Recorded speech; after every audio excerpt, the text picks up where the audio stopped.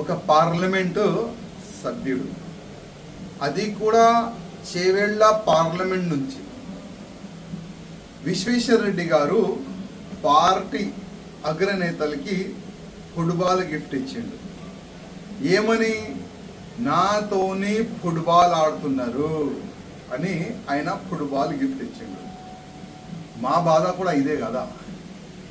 మేము కూడా 11 years నుంచి ఇదే బాధపడుతున్నాము. మాతోని ఫుట్బాల్ ఆడుకున్నారు.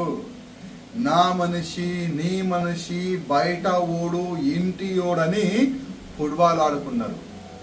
ఇవాళ విశ్వేశ్వరరెడ్డి గారు ఫుట్బాల్ గిఫ్ట్ ఇచ్చారు కదా, వచ్చే సమయంలో ఎమ్మెల్యేలు కూడా ఫుట్బాల్ గిఫ్ట్ ఇస్తారు, ఇంకా పార్లమెంట్ సభ్యులు కూడా ఫుట్బాల్ గిఫ్ట్ ఇస్తారు.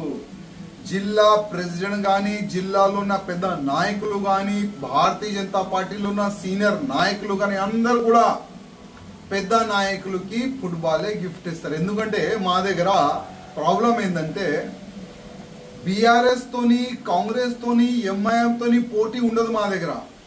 మా దగ్గర పార్టీ అధికారులకి కార్యకర్తల్లోనే పోటీ ఉంటుంది.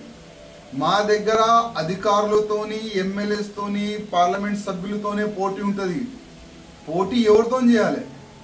అసలు ఒక పార్లమెంట్ సభ్యుడు విశ్వేశ్వరరెడ్డి గారు ఒక మంచి పేరున్న ఒక వ్యక్తి, చాలా మంచి మెజారిటీతోని గెలిచిన వ్యక్తి ఫుట్బాల్ గిఫ్ట్ ఇస్తుందంటే ఆయనలో ఎంత బాధ ఉన్నది.